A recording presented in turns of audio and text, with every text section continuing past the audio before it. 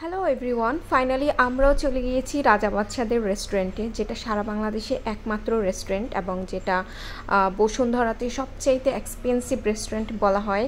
Because এটা হচ্ছে যে রাজা বাদশাদের আমলে তাদেরকে যেভাবে খাবার সার্ভ করা হতো, তো ওই হেরিটেজে অথবা ওই লেগাসিকে রিক্রিয়েট করা অথবা রিপ্রেজেন্ট করে এই রেস্টুরেন্টটা করা হয়েছে।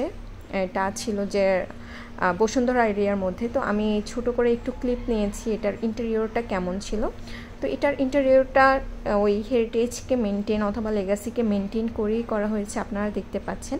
বাট এখানে মোস্ট অ্যাট্রাকটিভ জিনিস হচ্ছে এখানকার যে খাবার পরিবেশন অথবা যারা খাবারটা দিয়ে ওয়েটারদের ড্রেস আপ ছিল প্রজাদের মতো, রাজা বাদশাদের আমলের মতো করে রিপ্রেজেন্ট করা হয়েছে।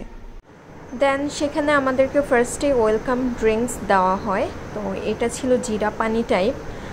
টেস্টটা একদমই অর্ডিনারি ছিল, খেতেও পারছিলাম না টু বি অনেস্ট। আর এই যে এখানে ডিশগুলো দেখা যাচ্ছে সব পিতলের, থালা বাটি, গ্লাস, চামচ, স্পুন সব কিছু। সেখানকার আরেকটা মোস্ট অ্যাট্রাকটিভ জিনিস হচ্ছে ফুড সার্ভের জন্য সার্ভিং ডিশগুলো, সবগুলো ডিশে ছিল পিতলের তৈরি, আর সেগুলো ছিল খুবই হেভি। লাইক এই প্লেটটার ওজনই ছিল প্রায় 3 থেকে 4 কেজির মতো, মানে আমার ধরে রাখতে পারছিলাম না।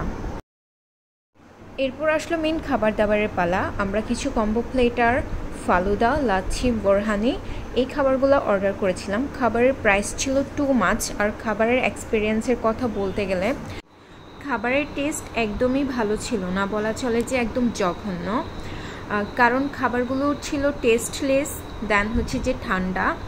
স্পেশালি আমি যখন খাবারগুলো মুখে দিচ্ছিলাম আর ওই যে পরোটাটা দেওয়া হয়েছে এটা ছিঁড়াই যাচ্ছে না, মানে এত শক্ত হয়ে গিয়েছিল। আর সব কিছুতেই জিরার খুব বেশি পরিমাণে জিরা ব্যবহার করা হয়েছে, প্রতি বাইটে জিরার স্মেল।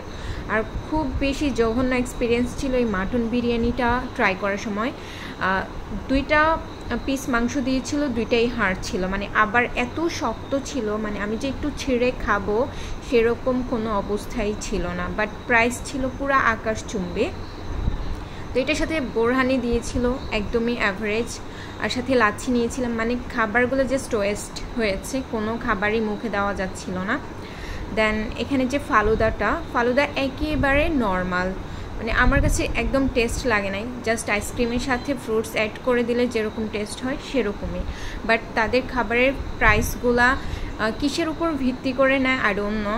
মানে হচ্ছে যে তারা এরকম একটা রাজাদের মতো করে পরিবেশন করবে, দেন খাবারের টেস্ট যেমনই হোক না কেন সেটা তারা মনের মতো করে অনেক টাকা কেটে রেখে দেবে, এই হলো অবস্থা। যাই হোক, অনেকেরই কোয়েরিজ থাকতে পারে খাবারের প্রাইসটা কেমন হতে পারে। তো তাদের এখানে খুব কম খাবার রয়েছে যেগুলোর প্রাইস 3000-এর কম, তো বুঝে নেন। নাও কোয়েশ্চেন হচ্ছে আমরা কোন রেস্টুরেন্টটাতে গিয়েছি।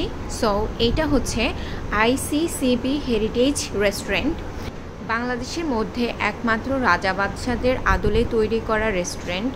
তো এটা দেখতে পাচ্ছেন সেরকমই ভাইব অথবা ইন্টেরিয়র ডিজাইন করা হয়েছে। ফার্স্টে দেখানো হয়েছিল এটা ফার্স্ট ফ্লোর, এটা হচ্ছে সেকেন্ড ফ্লোর। তো এখানে যে ছবিগুলা অথবা যে আপনার কার্টেনগুলা অথবা নিচে যে রেড কার্পেট রয়েছে, নকশি কাঁথা রয়েছে, সব কিছু মিলিয়ে এটার যে ভাইবটা ক্রিয়েট করার কথা ছিল সেটা ক্রিয়েট হয়েছে। বাট এত এক্সপেন্সিভ রেস্টুরেন্ট অত আহামরি কিছু ছিল না।